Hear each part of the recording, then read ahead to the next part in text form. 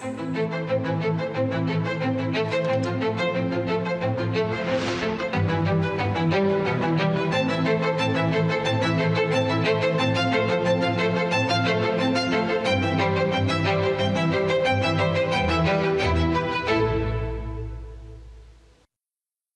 ప్రియమైన దేశ ప్రజలారా, నమస్కారం. మరోసారి దేశ విజయాల గురించి, దేశ ప్రజల విజయాల గురించి మన్ కీ బాత్లో మాట్లాడుకుందాం. గడిచిన కొన్ని వారాల్లో క్రీడారంగానికి, సైన్స్కి, సంస్కృతికి సంబంధించి భారతీయులందరూ గర్వపడే విశేషాలెన్నో చోటు చేసుకున్నాయి. శుభాంశు శుక్లా అంతరిక్షం నుండి తిరిగి రావడం గురించి ఈ మధ్య దేశంలో చాలా చర్చ జరిగింది. శుభాంశు భూమిపై సురక్షితంగా దిగగానే ప్రజలు సంబరాలు చేసుకున్నారు. ప్రతి హృదయంలో ఆనందపు అలలు వెల్లువెత్తాయి. దేశమంతా గర్వంతో నిండిపోయింది. నాకు గుర్తుంది, ఆగస్టు 2023లో చంద్రయాన్-3 విజయవంతంగా ల్యాండ్ అయినప్పుడు దేశంలో ఒక కొత్త వాతావరణం ఏర్పడింది. సైన్స్ గురించి, స్పేస్ గురించి పిల్లల్లో ఒక కొత్త ఆసక్తి కూడా కలిగింది.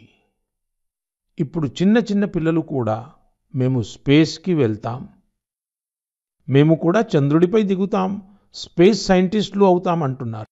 మిత్రులారా, మీరు ఇన్స్పైర్ మనక్ అభియాన్ పేరు వినే ఉంటారు. ఇది పిల్లల ఆవిష్కరణలను ప్రోత్సహించే అభియాన్. ఇందులో ప్రతి స్కూల్ నుండి కొత్త ఆలోచనలు గల పిల్లలను 5గురిని ఎంపిక చేస్తారు. దీనివల్ల ఇప్పటి వరకు లక్షల మంది పిల్లలు చేరారు. చంద్రయాన్-3 తర్వాత వారి సంఖ్య రెట్టింపు అయింది. దేశంలో స్పేస్ స్టార్టప్స్ కూడా వేగంగా పెరుగుతున్నాయి. 5 ఏళ్ల క్రితం 50 స్టార్టప్స్ కూడా లేవు. ఇప్పుడు కేవలం స్పేస్ సెక్టార్లోనే 200కు పైగా ఉన్నాయి. మిత్రులారా, వచ్చే నెల ఆగస్టు 23వ తేదీన నేషనల్ స్పేస్ డే ఉంది. మీరు దీన్ని ఎలా జరుపుకుంటారు? ఏదైనా కొత్త ఐడియా ఉందా? ఉంటే నామో యాప్లో నాకు తప్పకుండా మెసేజ్ చేయండి. మిత్రులారా, 21వ శతాబ్దపు భారతదేశంలో ఈరోజు సైన్స్ ఒక కొత్త శక్తితో ముందుకు సాగుతోంది. కొన్ని రోజుల క్రితం మన విద్యార్థులు ఇంటర్నేషనల్ కెమిస్ట్రీ ఒలింపియాడ్లో మెడల్స్ గెలిచారు.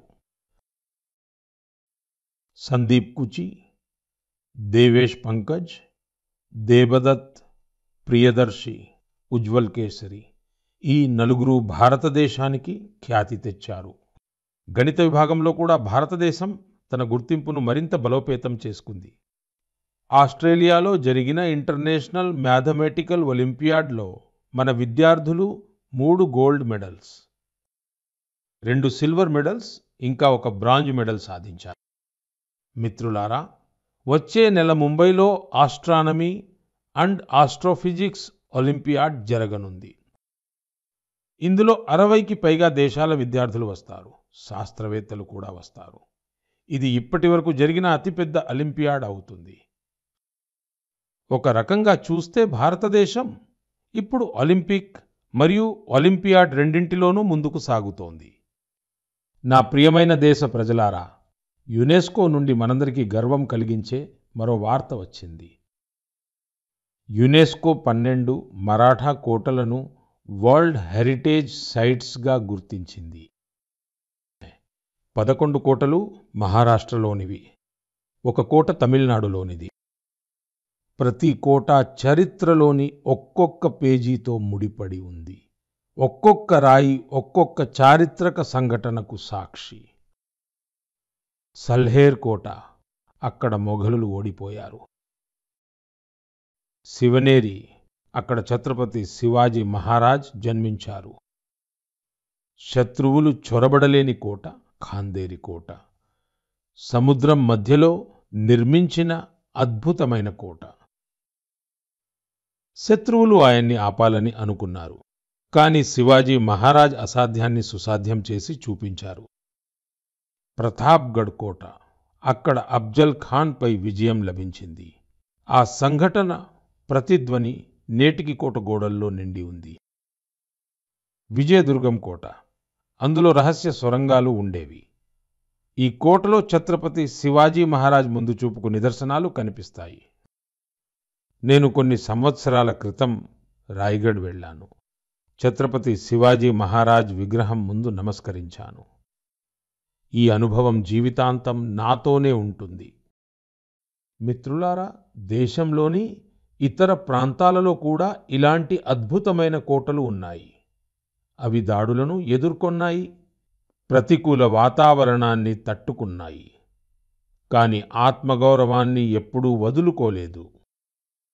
రాజస్థాన్లోని చిత్తోర్గఢ్ కోట, కుంభల్గఢ్ కోట, రణతంబోర్ కోట, ఆమేర్ కోట, జైసల్మేర్ కోట ప్రపంచ ప్రసిద్ధి చెందాయి. కర్ణాటకలోని గుల్బర్గా కోట కూడా చాలా పెద్దది. చిత్రదుర్గం కోట యొక్క విశాలత చూస్తే ఆ రోజుల్లో ఈ కోట ఎలా కట్టి ఉంటారా అని మీరు ఆశ్చర్యపోతారు.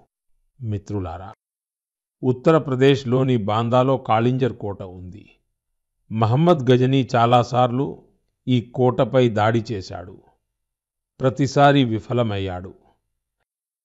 బుందేల్ఖండ్లోనూ ఇలాంటి కోటలు చాలా ఉన్నాయి. గ్వాలియర్, ఝాన్సీ, దతియా, అజయ్గఢ్, గఢ్ కుండార్, చందేరి, ఈ కోటలు కేవలం ఇటుకలు, రాళ్ళు మాత్రమే కాదు. ఇవి మన సంస్కృతికి ప్రతీకలు. సంస్కారం మరియు స్వాభిమానం ఈ రోజుకి ఈ కోటల ఎత్తైన గోడల నుండి తొంగి చూస్తాయి. నేను దేశ ప్రజలందరినీ కోరుతున్నాను, ఈ కోటలను సందర్శించండి, మన చరిత్రను తెలుసుకోండి, గర్వంగా భావించండి. నా ప్రియమైన దేశ ప్రజలారా, మీరు ఊహించుకోండి, సరిగ్గా తెల్లవారుజామున 1908 ఆగస్టు 11వ తేదీన బీహార్లోని ముజఫర్పూర్ నగరంలో ప్రతి గల్లీ, ప్రతి కూడలి, ప్రతి కదలిక ఆ సమయంలో ఆగిపోయినట్లు అనిపించింది. ప్రజల కళ్ళల్లో నీళ్లున్నాయి, కానీ గుండెల్లో అగ్నిజ్వాల ఉంది. ప్రజలు జైలును చుట్టుముట్టారు. అక్కడ ఒక 18 సంవత్సరాల యువకుడు ఆంగ్లేయులకు వ్యతిరేకంగా తన దేశభక్తిని వ్యక్తం చేసినందుకు మూల్యం చెల్లిస్తున్నాడు. జైలు లోపల ఆంగ్లేయ అధికారులు ఒక యువకుడికి ఉరిశిక్ష వేయడానికి సిద్ధమవుతున్నారు. ఆ యువకుడి ముఖంలో భయం లేదు, ఆ ముఖం గర్వంతో నిండి ఉంది. అది దేశం కోసం ప్రాణాలు అర్పించే వారికి ఉండే గర్వం. ఆ వీరుడు, సాహసికుడైన ఆ యువకుడు ఖుదీరామ్ బోస్. కేవలం 18 సంవత్సరాల వయసులో ఆయన చూపిన ధైర్యం దేశం మొత్తాన్ని కదిలించింది. వార్తాపత్రికలు ఉరికంబం వైపుకు వెళ్ళినప్పుడు కూడా ఖుదీరామ్ బోస్ ముఖంలో చిరునవ్వు చెరగలేదు అని రాశాయి. ఇలాంటి ఎన్నో బలిదానాల ఫలితంగా శతాబ్దాల తపస్సు తర్వాత మనకు స్వాతంత్ర్యం లభించింది. ఆ స్వాతంత్ర్య ఉద్యమానికి దేశభక్తులు తమ రక్తాన్ని ధారపోశారు. మిత్రులారా, ఆగస్టు నెల అందుకే విప్లవాల మాసం. ఆగస్టు 1వ తేదీన లోకమాన్య బాల గంగాధర్ తిలక్ గారి వర్ధంతి. అదేలలో ఆగస్టు 8వ తేదీన గాంధీని నాయకత్వంలో క్విట్ ఇండియా ఉద్యమం మొదలైంది. ఆ తర్వాత ఆగస్టు 15న మన స్వాతంత్ర్య దినోత్సవం వస్తుంది. ఆ రోజు మనం మన స్వాతంత్ర్య సమరయోధులను గుర్తు చేసుకుంటాం, వారి నుండి స్ఫూర్తిని పొందుతాం. కానీ మిత్రులారా, మన స్వాతంత్ర్యంతో పాటు దేశ విభజన బాధ కూడా ఆ రోజుతో ముడిపడి ఉంది. అందుకే మనం ఆగస్టు 14వ తేదీని విభజన భీభత్స స్మృతి దినోత్సవంగా జరుపుకుంటాం. నా ప్రియమైన దేశ ప్రజలారా, 1905లో ఆగస్టు 7వ తేదీన మరో విప్లవం మొదలైంది. అదే స్వదేశీ ఉద్యమం. అది స్థానిక ఉత్పత్తులకు, ముఖ్యంగా చేనేతకు ఒక కొత్త శక్తిని ఇచ్చింది. ఇదే స్మృతిలో దేశం ప్రతి సంవత్సరం ఆగస్టు 7వ తేదీన నేషనల్ హ్యాండ్లూమ్ డే జరుపుకుంటుంది. ఈ సంవత్సరం ఆగస్టు 7న నేషనల్ హ్యాండ్లూమ్ డేకి 10 సంవత్సరాలు పూర్తవుతున్నాయి.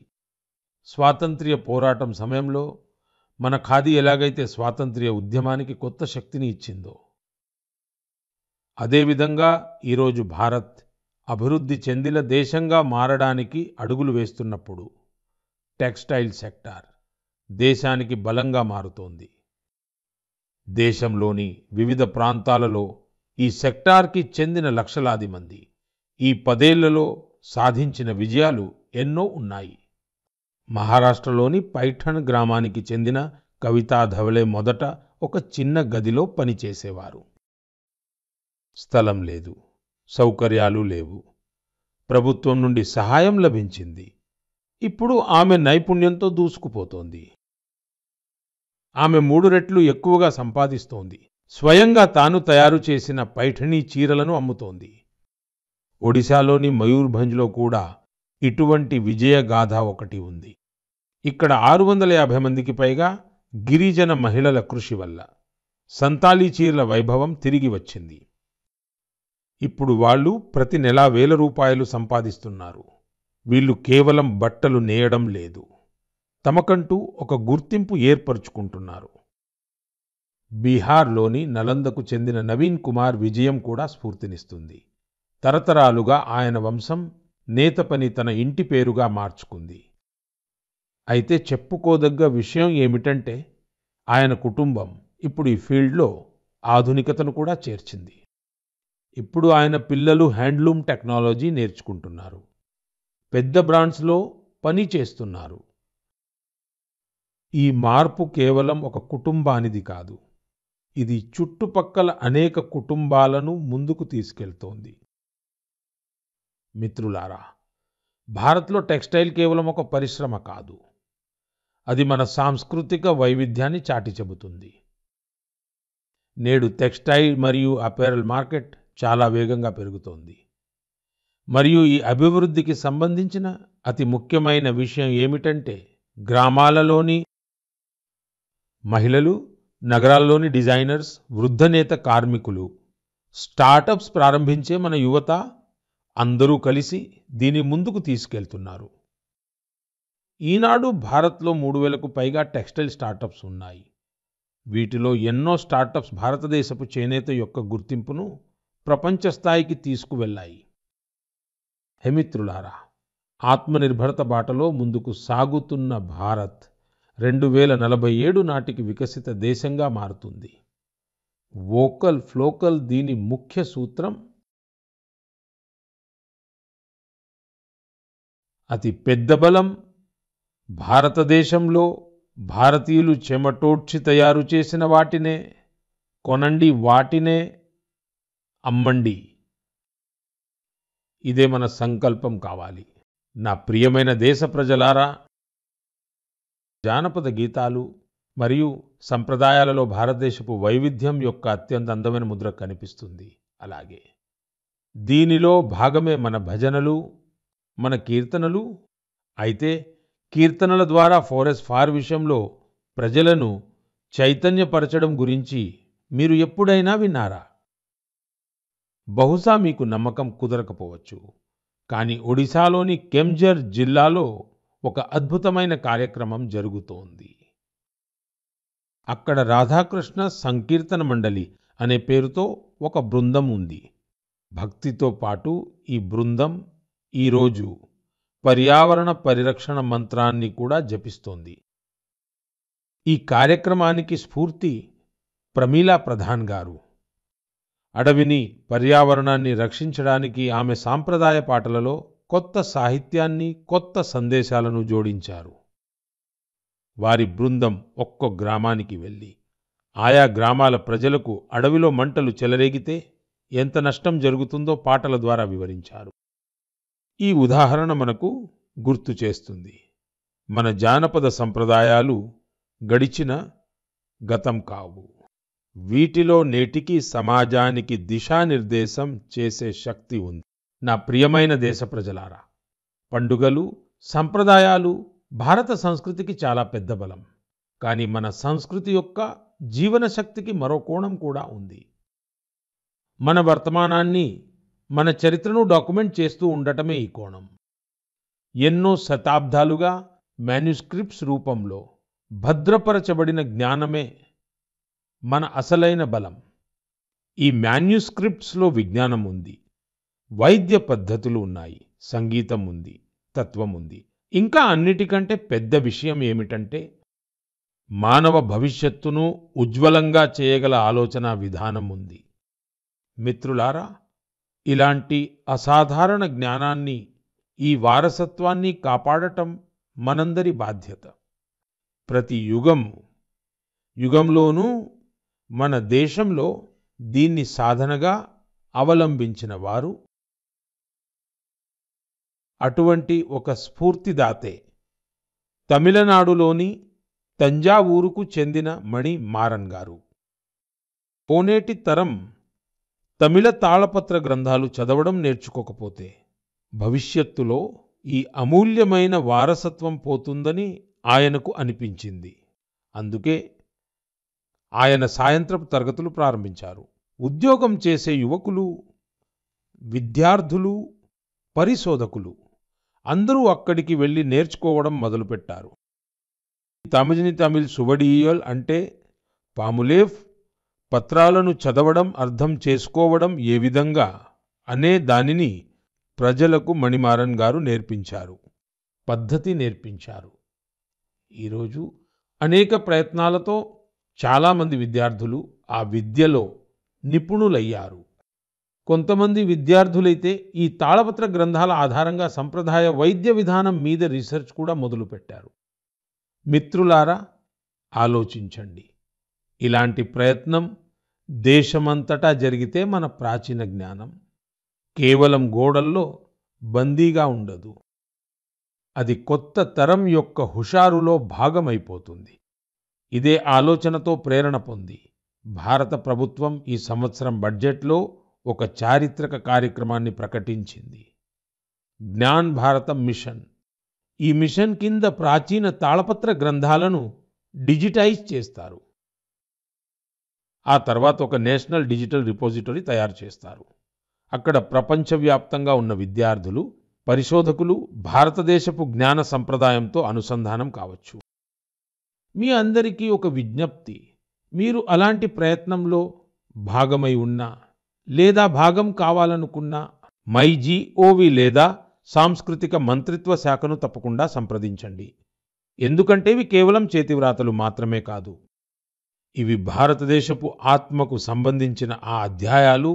వీటిని మనం రాబోయే తరాలకు బోధించాలి.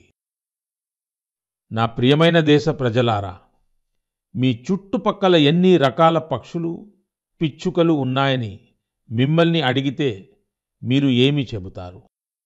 రోజు 5-6 పక్షులు కనిపిస్తాయి లేదా పిచ్చుకలు కనిపిస్తాయి అని చెప్తారు. బహుశా వాటిలో కొన్ని జాతులు మనకు తెలుసు, కొన్ని తెలియవు.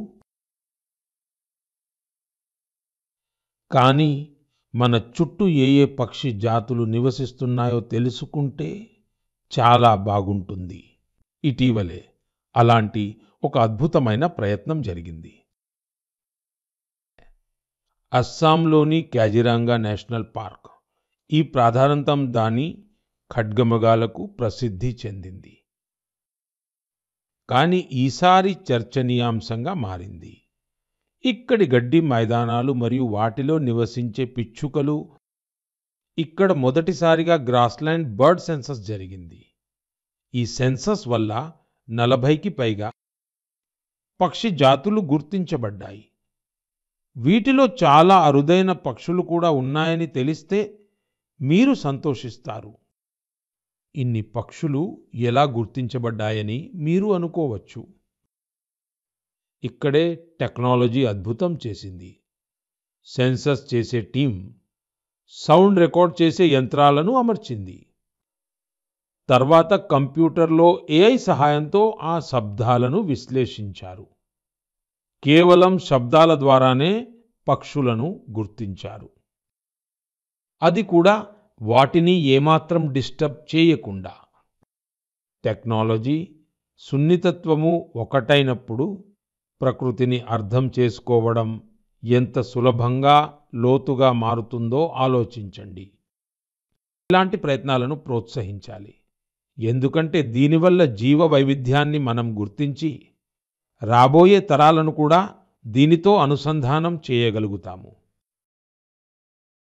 నా ప్రియమైన దేశ ప్రజలారా, కొన్నిసార్లు ఎక్కడ కటిక చీకటి తిష్ట వేసుకుని ఉంటుందో అక్కడే అఖండ జ్యోతి ప్రజ్వలిస్తుంది. అలాంటిదే ఒక ఉదాహరణ జార్ఖండ్లోని గుమ్లా జిల్లా. ఒకప్పుడు ఈ ప్రాంతం మావోయిస్ట్ హింసకు పేరు పొందింది. బేజియా బ్లాక్ గ్రామాలు నిర్మానుష్యంగా ఉండేవి. ప్రజలు భయం నీడలో జీవించేవారు. ఉద్యోగ అవకాశాలు కనిపించలేదు. భూములు ఖాళీగా ఉండేవి. యువకులు వలస వెళ్ళిపోయేవారు. కానీ తర్వాత చాలా నెమ్మదిగా, ఓపికతో మార్పుకు నాంది పడింది. ఓంప్రకాష్ సాహూజీ అనే యువకుడు హింసా మార్గాన్ని విడిచిపెట్టి చేపల పెంపకం ప్రారంభించారు. తర్వాత తనలాంటి చాలామంది స్నేహితులను కూడా ఆ దిశగా ప్రేరేపించారు. ఆయన ఈ ప్రయత్నం ప్రభావం చూపింది. ముందు ఎవరు తుపాకీ పట్టారో వాళ్లే ఇప్పుడు చేపల వల చేత పట్టారు. మిత్రులారా, ఓంప్రకాష్ సాహూజీలా ఉండటం అంత సులువు కాదు. వ్యతిరేకత వచ్చింది, బెదిరింపులు వచ్చాయి. కానీ ధైర్యం చెదరలేదు. ప్రధానమంత్రి మత్స్య సంపద యోజన వచ్చినప్పుడు అతనికి కొత్త బలం వచ్చింది. గవర్నమెంట్ నుండి ట్రైనింగ్ లభించింది. చెరువులు నిర్మించడంలో సహాయం లభించింది. చూస్తుండగానే గుమ్లాలో మత్స్య విప్లవం ప్రారంభమైంది. ఈరోజు బేజియా బ్లాక్లోని 150కి పైగా కుటుంబాలు చేపలను పెంచుతున్నాయి. వాళ్లలో చాలామంది ఒకప్పుడు నక్సల్ సంస్థలో ఉన్నవాళ్లే. ఇప్పుడు వాళ్ళు ఆ గ్రామంలోనే గౌరవంగా జీవిస్తున్నారు. పక్క వాళ్లకు కూడా ఉపాధి కల్పిస్తున్నారు. గుమ్లా యొక్క ఈ ప్రయాణం మనకు మనసులో నమ్మకం, సరైన మార్గం ఉంటే అత్యంత గడ్డు పరిస్థితులలో కూడా అభివృద్ధి అనే దీపం వెలుగుతుందని నేర్పుతుంది. నా ప్రియమైన దేశ ప్రజలారా, ఒలింపిక్స్ తర్వాత పెద్ద క్రీడా కార్యక్రమం ఏదో మీకు తెలుసా? దీనికి సమాధానం world police and fire games. ప్రపంచవ్యాప్తంగా ఉన్న పోలీసు సిబ్బంది, ఫైర్ ఫైటర్స్, సెక్యూరిటీకి సంబంధించిన వారి మధ్య జరిగే స్పోర్ట్స్ టోర్నమెంట్. ఈసారి ఈ టోర్నమెంట్ అమెరికాలో జరిగింది. అందులో భారత్ చరిత్ర సృష్టించింది. భారత్ దాదాపు 600 మెడల్స్ గెలిచింది. 71 దేశాలలో మనం టాప్ 3లో ఉన్నాము. వారి కష్టం ఫలించింది. యూనిఫామ్ ధరించి రాత్రింబవళ్లు దేశం కోసం నిలబడే మన ఈ మిత్రులు ఇప్పుడు క్రీడా మైదానంలో కూడా జెండా ఎగురవేస్తున్నారు. నేను అందరూ ఆటగాళ్లకు మరియు కోచింగ్ టీంకు అభినందనలు తెలియజేస్తున్నాను. మరో ఆసక్తికరమైన విషయం ఏమిటంటే 2029లో ఈ గేమ్స్ భారతదేశంలో జరుగుతాయి. ప్రపంచం నలుమూలల నుండి ఆటగాళ్లు మన దేశానికి వస్తారు. వారికి మనం మన ఆతిథ్యాన్ని రుచి చూపిస్తాం. మన క్రీడా సంస్కృతిని పరిచయం చేస్తాం. మిత్రులారా, గత కొద్ది రోజులుగా నాకు చాలామంది యంగ్ అథ్లీట్స్ మరియు వారి పేరెంట్స్ నుండి సందేశాలు అందాయి. వీటిలో ఖేలో భారత్ నీతి 2025 చాలా ప్రశంసించబడింది.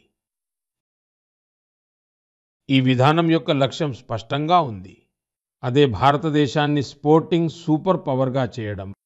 గ్రామాలు, పేదలు మరియు ఆడపిల్లలు ఈ విధానం యొక్క ప్రాధాన్యత. స్కూళ్లు మరియు కాలేజీలు క్రీడలను ఇక రోజువారీ జీవితంలో భాగంగా చేస్తాయి.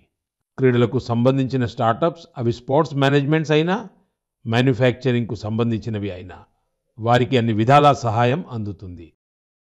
దేశ యువత స్వయంగా తయారు చేసుకున్న బ్యాట్తోనూ, ర్యాకెట్తోనూ, బాల్తోనూ ఆడితే అప్పుడు ఆత్మనిర్భరత మిషన్కు ఎంత పెద్ద బలం లభిస్తుందో ఆలోచించండి. నా ప్రియమైన మిత్రులారా, క్రీడలు టీమ్ స్పిరిట్ను సృష్టిస్తాయి. ఈ ఫిట్నెస్, ఆత్మవిశ్వాసం బలమైన దేశ నిర్మాణానికి మార్గాలు. కాబట్టి హాయిగా ఆడండి, ఆనందంగా ఉండండి. నా ప్రియమైన దేశ ప్రజలారా, కొంతమందికి కొన్నిసార్లు ఏ పనైనా అసాధ్యంగా అనిపిస్తుంది. ఇలా కూడా అవుతుందా అనుకుంటారు.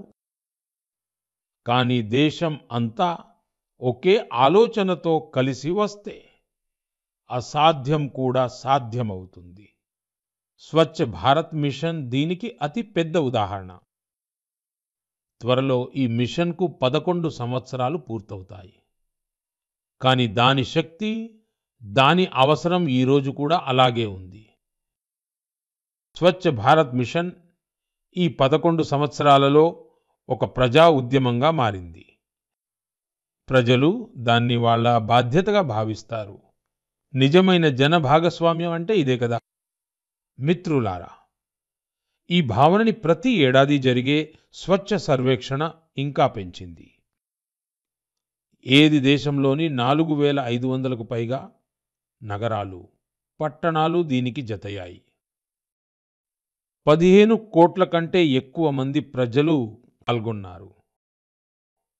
ఇది మామూలు విషయం కాదు. ఇది స్వచ్ఛ భారత్ స్వరం.